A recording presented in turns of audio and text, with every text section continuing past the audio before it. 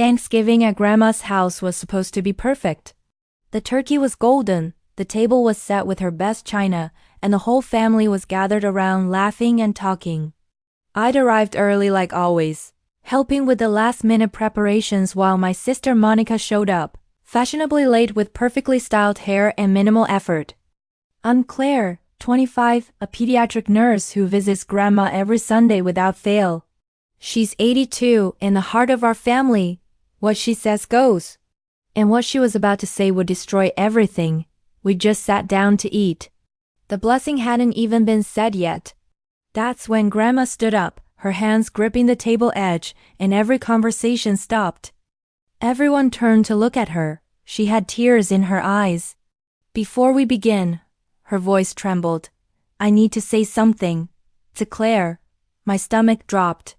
Why was she looking at me like that, like I'd hurt her? Grandma? I managed to whisper. How could you do this to me? Her voice cracked with pain. After everything we've meant to each other. After all our Sundays together, how could you steal from me? The word steal hit me like a physical blow. The room erupted in shocked gasps and whispers. I sat frozen, unable to process what was happening. What? It was all I could say. My pearl necklace, the one Grandpa gave me on our 50th anniversary. The one I promised would be yours someday. It's gone. And Monica told me she saw you in my bedroom last Sunday, going through my jewelry box. My head whipped toward Monica. She sat there looking concerned and sad, shaking her head like she was so disappointed in me. But there was something in her eyes, something that made my blood run cold. I never touched your jewelry box. I was helping you organize your closet like you asked me to. 20 minutes alone in my room, Claire. And now it's gone. What else am I supposed to think? That I didn't take it. Grandma, I would never. Mom's voice cut through my protest. Claire, lying makes this worse. If you needed money, you should have asked. But stealing from your own grandmother? This is unforgivable. I didn't steal anything. I was on my feet now, my chair crashing backward. I have no idea what you're talking about. I didn't even see that necklace. Then where is it? Grandma demanded, tears streaming down her face. If you didn't take it, where is it? I don't know, because I didn't touch it. Monica's voice was soft, almost kind. Claire, honey, maybe you just borrowed it to wear somewhere and forgot to put it back. If you just return it, I'm sure Grandma will forgive you. We all make mistakes. The way she said it, so understanding, so sympathetic, made me want to scream. She was setting me up. I knew it, but I had no proof. I didn't borrow it. I didn't touch it. I didn't take it. Get out. Grandma's voice was like ice. Get out of my house. I don't want to see you until you return what you stole. I don't care if it's Thanksgiving. Thieves aren't welcome at my table. I looked around desperately. Dad wouldn't meet my eyes. Mom was shaking her head. My aunts and uncles whispered to each other. And Monica looked at me with the tiniest smile, so brief I almost missed it. But I didn't miss it. And I knew. I grabbed my coat with shaking hands and walked out of that house. Behind me, I heard Monica say, I'll go check on her. Let her go, Grandma replied coldly. She made her choice. I sat in my car in the driveway, crying so hard I couldn't breathe. My phone started buzzing immediately. The family group chat was exploding. Aunt Linda. I always thought she was a bit odd. Cousin Jake. Can't believe she'd do that to Grandma. Uncle Tom. Heartbreaking. Just heartbreaking. I left the group chat and drove home to my empty apartment, where I spent Thanksgiving eating cold pizza and trying to understand how my entire family could turn on me so easily. The silence over the next week was deafening. No calls. No texts. My Sunday visit to Grandma's was obviously cancelled. Even Dad, who I thought might hear me out, sent just one message. Just give it back, Claire. Fix this. But I couldn't give back something I never took. I couldn't fix something I didn't break. I threw myself into work, taking every extra shift available at the hospital. My coworkers noticed something was wrong, but I couldn't bring myself to tell them. How do you explain that your own grandmother thinks you're a thief? 10 days after Thanksgiving, my phone rang during a night shift. Monica. I stared at her name on the screen, debating whether to answer. Finally, curiosity won. What do you want? Claire, we need to talk. Can you meet me tomorrow? That coffee shop near your place. Why would I meet you? Please. It's about the necklace. I need to tell you something. My heart raced. What about it? Not over the phone. Tomorrow, noon. It's important, Claire. She hung up. I stood in the hospital hallway, my mind racing. Was this another trap? Or was the truth finally coming out? I barely slept that night. The next day, I walked into the coffee shop and found Monica in a corner booth, nervously shredding a napkin. She looked smaller somehow, less confident. Thanks for coming, she said as I sat down. Just tell me what this is about, Monica. She wouldn't look at me. Her hands kept tearing the napkin into smaller and smaller pieces. Finally, she whispered, I took it. For a moment, I couldn't breathe. I'd known it in my gut, but hearing her actually admit it felt surreal. You what? I took Grandma's necklace, and I let you take the blame. And I'm sorry. You're sorry? My voice came out too loud. People stared. You destroyed my relationship with our entire family. You let Grandma throw me out on Thanksgiving.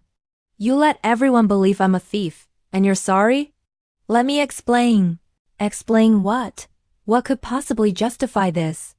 She finally looked up, and I was shocked to see real tears in her eyes. I'm in trouble, bad trouble, gambling debts.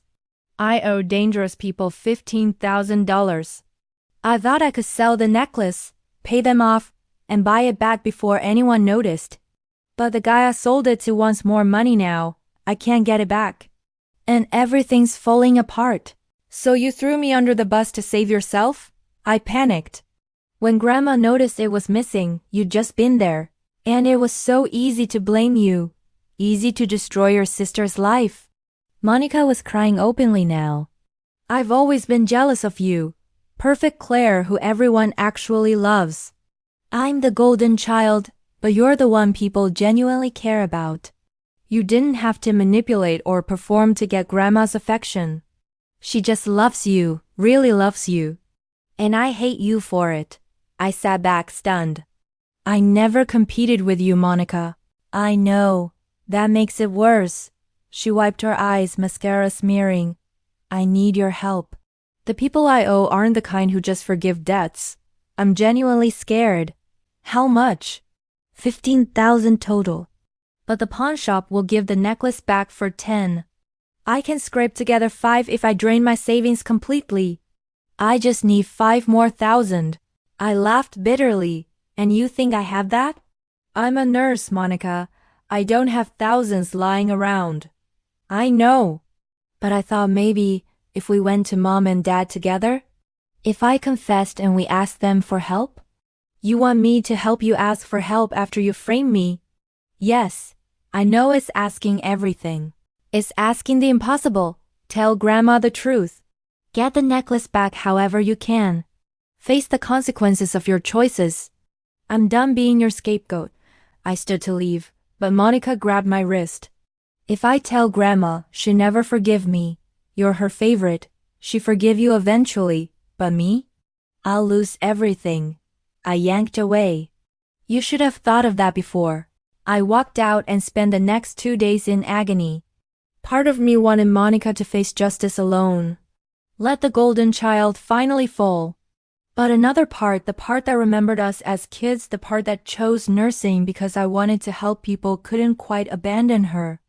I talked to my best friend Jen. You'd be insane to help her. I talked to my therapist.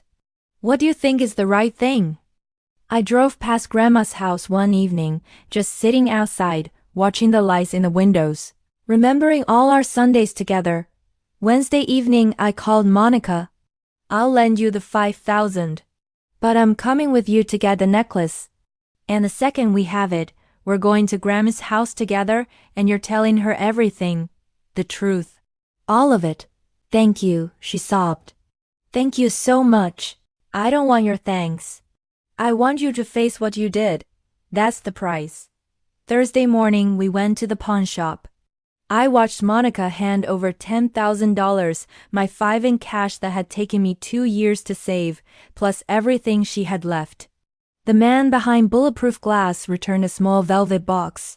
Monica opened it with shaking hands. The pearl necklace gleamed inside. It's so beautiful, she whispered. It's not yours, I said flatly. Let's go. We drove to Grandma's house in silence. My heart pounded as Monica rang the doorbell. This would either fix everything or destroy what little family I had left. Grandma opened the door. Her face hardened when she saw me. I told you not to come back. Grandma, Monica interrupted, her voice breaking. Can we come in? I need to tell you something. About the necklace.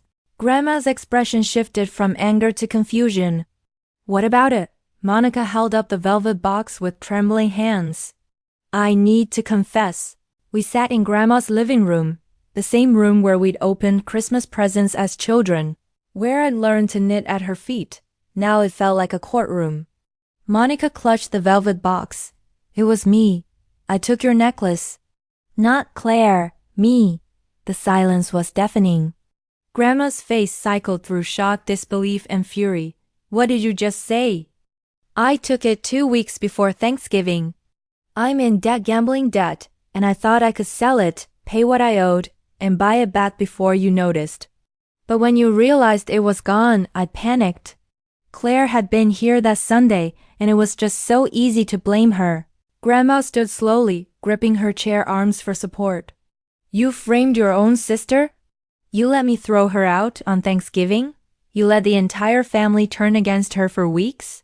I'm so sorry. Sorry, Grandma's voice was ice. Claire has been devastated.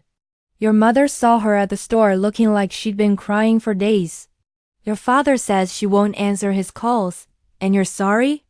Monica opened the box with shaking hands. The pearls gleamed. I got it back. Claire helped me. She gave me the money even after everything I did. Grandma took the box but stared at me instead. You helped her? After she destroyed you? She's my sister, I said quietly. And she was in real danger. But I wasn't in danger. I just believed a lie. Grandma's voice cracked. I threw you out without even questioning it. What kind of grandmother does that? One who trusted the wrong person, I said, tears streaming down my face. Monica spent years being the perfect granddaughter. I understand why you believed her. That's no excuse. Grandma walked to me and cupped my face in her hands. I failed you completely. Can you forgive me? I broke down, all the pain of the past weeks pouring out. Grandma held me while I sobbed. I love you, Grandma. I never stopped. I love you too, sweetheart. So much. Monica watched from the couch, crying. What about me? Do you still love me? Grandma looked at her with a complicated expression, love mixed with deep disappointment. You're my granddaughter. Of course I love you.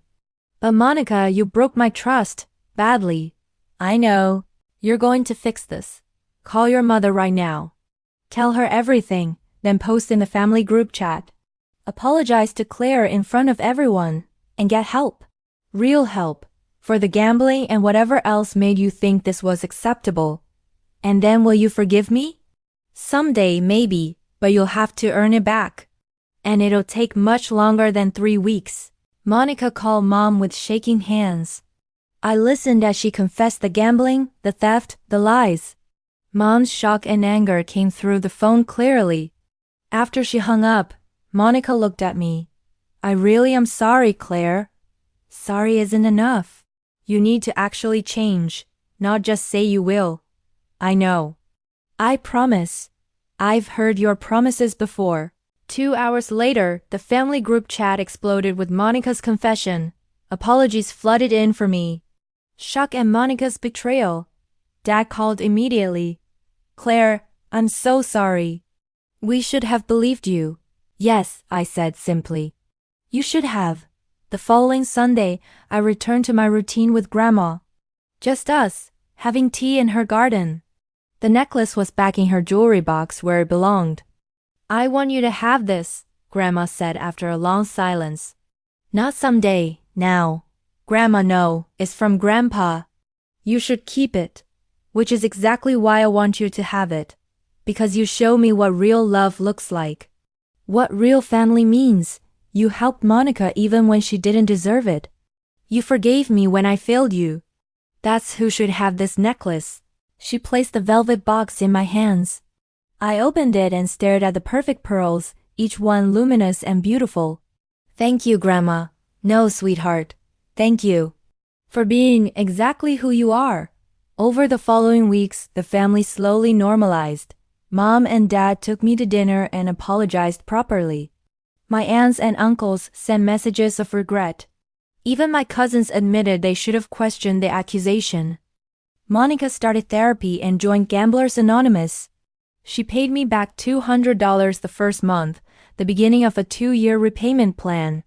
She was genuinely trying to change, but things were different now.